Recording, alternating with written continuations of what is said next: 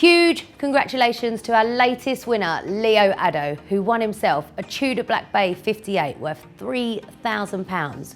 We now have 4 judges on their way to judge our January Spot the Ball competition. We have Nigel Winterburn, Craig McCall-Smith, Glenn Knight and Paul Brush. These guys have played and coached internationally and for their clubs for many years. So I think it's fair to say we have assembled a great team to judge our January Spot the Ball competition. So let's go. My name is Peter Westbrook and I am a solicitor based here in Hertford. I shall be overseeing proceedings here today. All answers are now in and have been submitted to our auditors. Hi judges, thank you for attending our January's Spot the Ball competition. I'm so excited to have you back here. In a moment, you're going to see an image of a Spot the Ball picture. I'm going to give you as much time as you need to individually decide where you think the centre of the ball should be.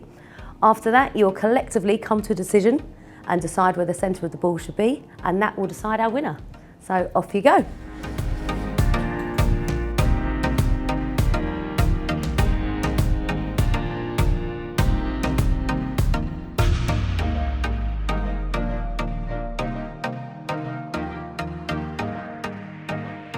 Well, so I've put the ball over here, and initially I've tried to have a look at body angles of the 3 players and then try and pick out their eye line, and I think it's quite clear from this shot here that the ball's already travelled away from the Everton player who's played the ball. So I'm assuming that the ball's coming into him, the ball's then gone away, and then all I was trying to work out is how high the ball would be, whether it's come along the ground and he's played it away, or is it a volley or a half volley.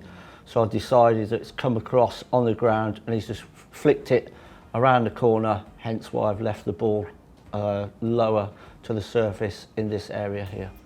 For me, this is a slightly more difficult one because there's no actual challenge, and I believe that this guy here in the black kit, number 26, has actually played the ball.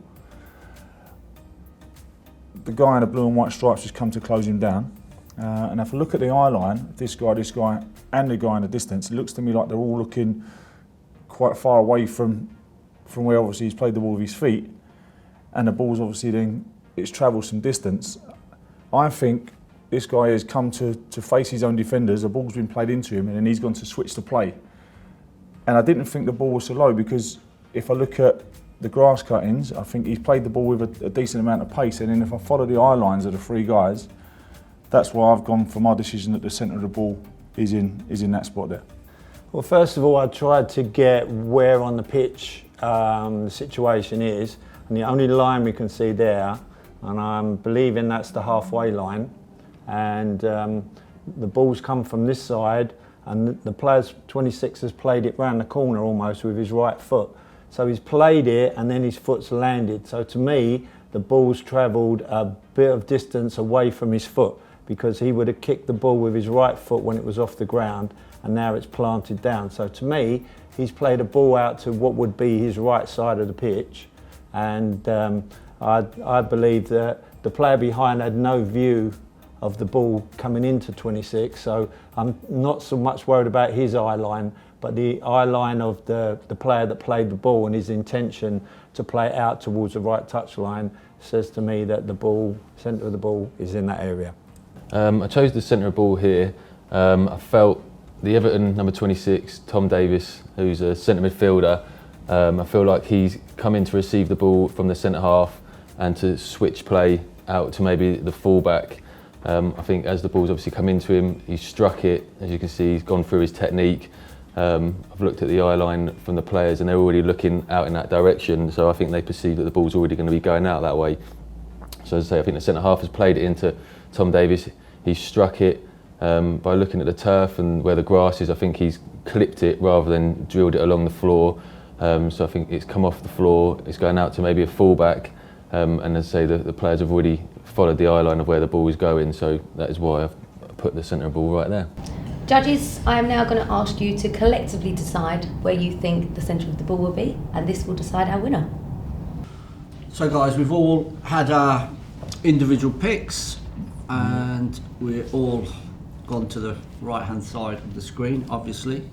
So now what we need to do is decide where we think the position of the ball would be. So I'm thinking Glenn and myself, unfortunately, we may be eliminated very, very quickly because Paul and Craig are in a very, very similar area.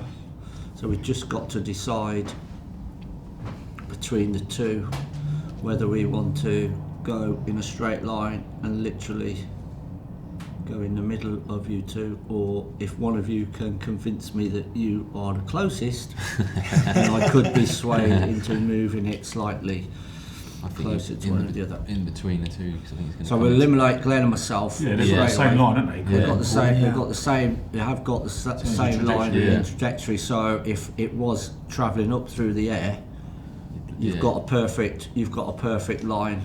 Yeah. For them to go onto. So literally, we could push this in, and we could be somewhere. Here. Yeah. Paul, are you? I'd settle for that. Yeah, you happy with that? Yeah. Yeah. Oh, that maybe just come down slightly. Yeah. Yeah. And then officiate the game. Good luck. Someone's going to win a nice watch. There you go. Quite happy with that. And the winning coordinates are in, and they are 906-513. So we now have January's winner picked, and this guy is the luckiest guy right now, and you're going to go and find out in a minute why. So let's hope he answers the phone.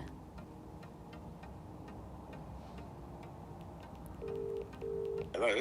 Hi Leo, how are you? Hi, I'm fine. How are you doing? Yeah, not too bad, thank you. I just thought I'd check in and see how you're getting on with your Black Bay.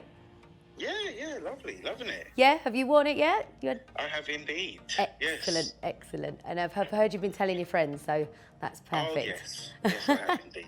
Excellent. I still can't believe it.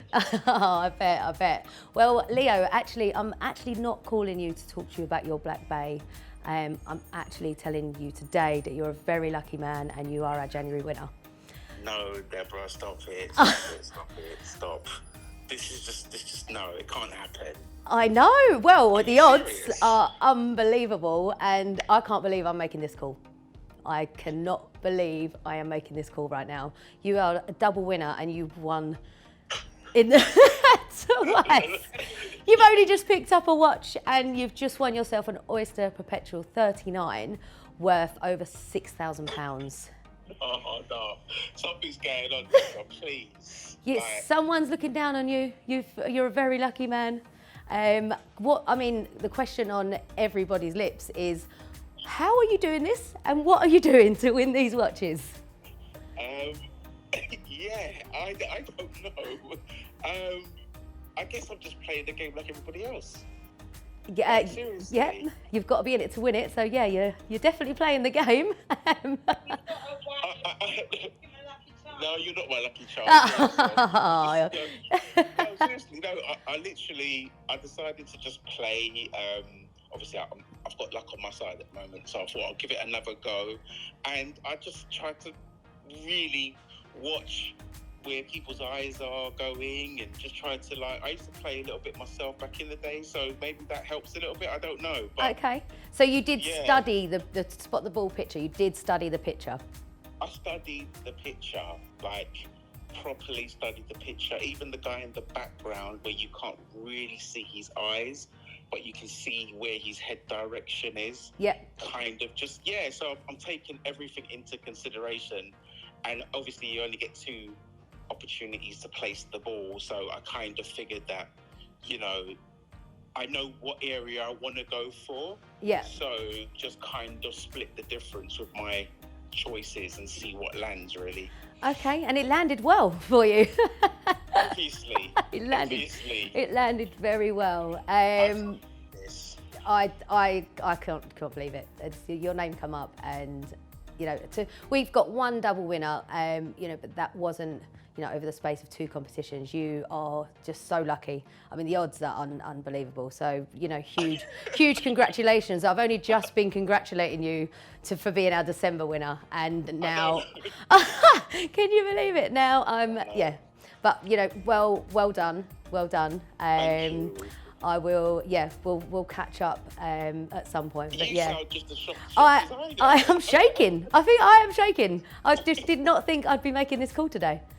So I literally am shaking. But yeah, well done. You know, you've won. You've got yourself 2 watches now in 2 months. I can't believe it. I honestly, Deborah, I can't. So I'm just going to have to take some time to just soak this one in. Because, Yeah, me too. Yeah, it's ridiculous. It's ridiculous. I'm over the moon again. I can't believe I'm saying it twice. Good. Well, I'm glad I can make your year again. And it's only the 1st of February.